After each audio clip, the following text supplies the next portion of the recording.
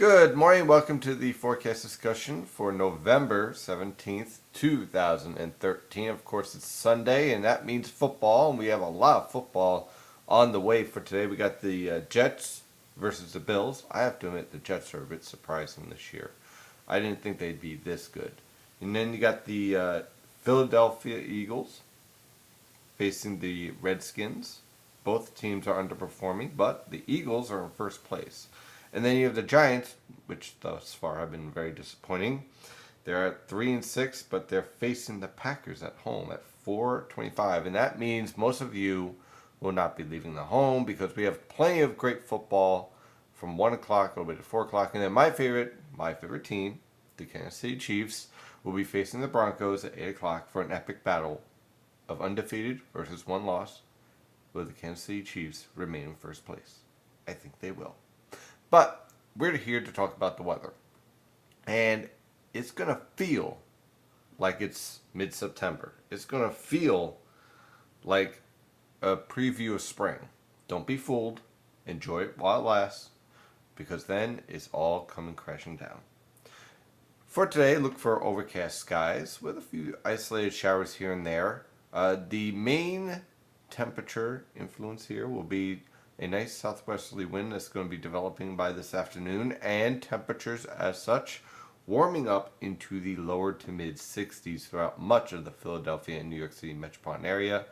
That's right, 60s. About 10, maybe 12 degrees above normal for this time of year. Enjoy it while it lasts. I'm warning you, because this pattern is very, very short-lived.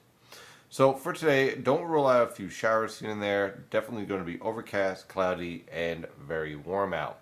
So why is it so warm? Well, we have our high pressure system over here off the coast. A little bit of what's called cold air damming. Okay, not much, because there really isn't much cold air out there right now. But this right here is what you would call a signature for cold air damming. And as such, you have a southeasterly wind in place right now. That will gradually become a southerly and then southwesterly wind. And then this cold front out here with this very strong low pressure system will lift north and east towards the Great Lakes and unfortunately produce significant severe weather potential. There is potential even for some tornadoes in Illinois and Indiana. Ohio, Kentucky is going to be rather ugly out there this afternoon. So use some caution if you are in this area, and if you're going chasing, please do not get in the way of emergency vehicles. So let's take a look at our radar. You can see we have plenty of showers and thunderstorms out here in the Ohio River Valley and Tennessee River Valley. Right now we're pretty much high and clear over the Philadelphia and New York City metropolitan area, but watch out, because these showers will start to push into the region. If you are going to the Jets game up in Buffalo, bring an umbrella, you're going to need it. Meanwhile, the Giants game and the Eagles game, I can't rule out a shower, but it won't be a washout. It certainly will be warm, as I was saying. Now, on the infrared satellite picture, here's our cold front. This is going to move through tomorrow for our region and produce some heavy downpours, possibly some very strong wind gusts with these thunderstorms as well. It's going to be what's called low-top thunderstorms. They're fast. They don't look all that impressive on the radar, but they pack a heck of a punch. And we saw this back on November 1st, where we had very heavy rain and strong winds for about 25 to 30 minutes as it blew through the region. And they can produce some damage and some power outages. So tomorrow morning's rush hour might be a bit, well, let's just call it ugly, if this sets up as expected. But the one good news here is that you see this rainfall kind of developing out ahead of this cold front. That may stabilize the atmosphere just enough to prevent the worst of the severe weather. Not convinced of that yet, but let's hope, because we certainly don't want to deal with any of that. So I alluded to the potential for some major pattern changes on the way. Now let's take a look at the European model guidance. Actually, you know what? I have an idea.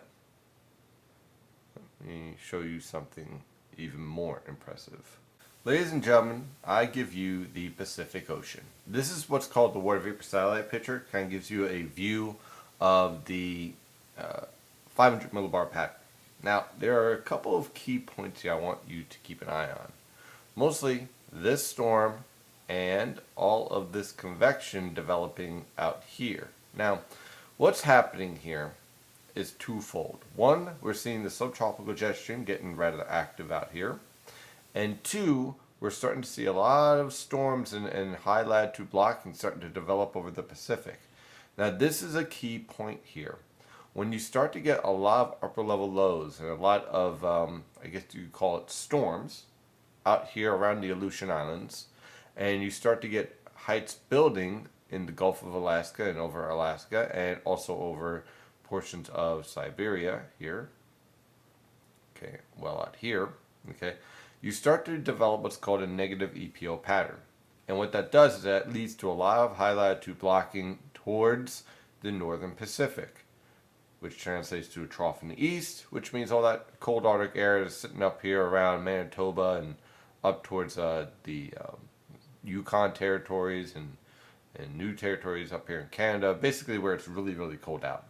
That cold air is pointed right towards the eastern United States. And then combine that with, high latitude blocking in the Atlantic, and you end up with a lot of trouble. So let's take a look at the model, guys. I wanted you to see that what's happening real time right now. So here we are for today, and we have our low pressure system cutting up towards the Great Lakes, the potential for severe weather this afternoon and evening, and the northern mid-Atlantic getting very warm with temperatures in the 60s with a few scattered showers. Now tomorrow, this cold front is going to blast through the northern mid-Atlantic. So tomorrow morning, it's going to be rather ugly out for the rush hour. Very heavy rainfall, strong wind gusts, very poor visibility. In short, it's not going to be pretty out there. While that's happening, notice we're starting to see heights build over Greenland. And we're also starting to see the patterns start to change a bit. We got more of a ridge out here, a bit of a trough here. Not defined yet, but we clearly have that cold front moving through with temperatures falling off very nicely. Now, ahead of the cold front, temperatures will rise into the 60s. It's going to be a very warm morning tomorrow morning. The GFS model guidance suggestion will be at a high of 68. That's if the cold front moves a little bit slower. The European model guidance and the NAM model guidance a little bit more aggressive with this cold front, with high temperatures limited to the lower 60s late in the morning, followed by temperatures falling throughout the afternoon into the 50s and 40s. So it's going to be a matter of timing pretty much. But either way, you can consider Monday a warm day. Warm, windy, and rainy, especially in the morning, and then, cooling, windy, and dry in the afternoon. Now, after this cold front moves through, cold air builds in, our temperatures fall off back to pretty much near normal. We're looking at, for Tuesday, low temperatures in the upper 30s to low 40s, high temperatures in the upper 40s to lower 50s, nothing too crazy, and very dry out. So high pressure will be in place for Tuesday. Same thing for Wednesday, high pressure in control, temperatures pretty much averaging near normal. Low temperatures in the upper 20s to lower 30s, a little bit cooler because we have high pressure in place and radiational cooling is able to kick in. And for high temperatures, again, in the upper 40s to lower 50s. Most locations, I think, are going to be in the mid to upper 40s if we get more of a northeasterly wind and some cloud cover at the lower levels. We'll have to watch out for that on Wednesday afternoon.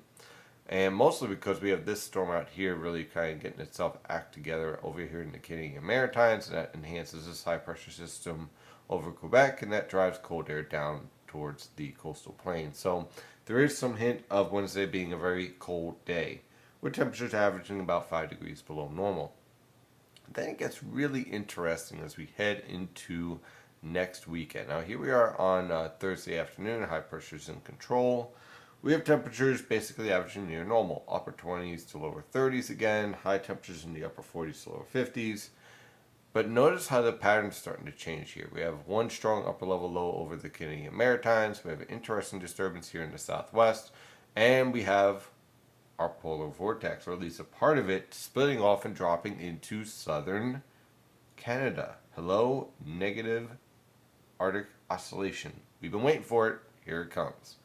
So then by the end of the forecast period, we start to drive an Arctic cold front through the region on Friday. Now, this is going to be very interesting, the timing of this cold front. First of all, it's going to produce scattered showers and some heavy downpours at times on Friday morning. Then temperatures are going to be falling through the day. So your high temperature, your early high temperature is going to be around 50 degrees, somewhere in that neck of the woods. That's going to be at 3 a.m. in the morning. I think we've seen this before. And then temperatures are going to fall throughout the day into the 40s and into the 30s. So it's going to be a very chilly day on Friday. Once this cold front moves through, skies clear out.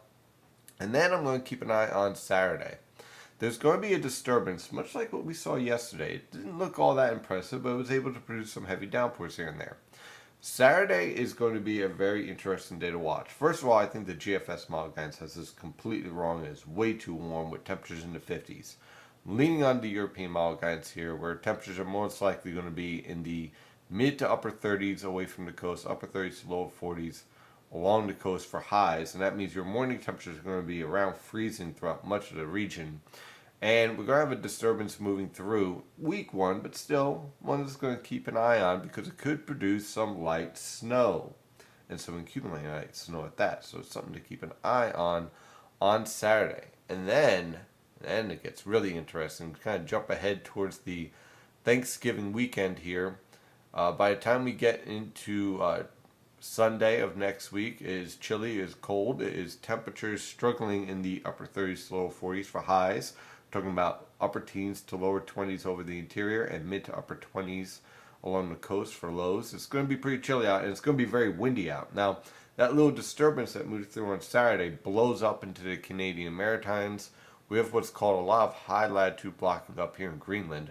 This is what you call a textbook negative NAO pattern. And you're seeing ridging building out here, and then this little pesky disturbance out here in the southwest. I warned people about this a couple of days ago. We need to watch this disturbance very carefully because now we have high latitude blocking locking in, and then when we get to Monday, we have high pressure still in place, very tranquil, comfortable conditions. Temperatures still struggling in the upper 30s to lower 40s, possibly for highs. And of course, we have our high latitude blocking locking in. Look at this. This is very impressive. This is certainly a drastic change from what we saw, well, what we're seeing right now. I mean, it's a completely different pattern here with ridging building out here towards Greenland, ridging building up the west coast. Here's our negative EPO pattern. And then by the time we get towards the end of this forecast period, now I'm not saying that you take this textbook, but think about this as far as the logistics of the pattern and the way that it's evolving. You have high latitude blocking and a negative NAO pattern locked in here over the northwestern Atlantic. Ridging building throughout Greenland. This is clearly a west-based negative NAO pattern. We clearly have a negative Arctic oscillation. So we have cold air invading the northern mid-Atlantic here.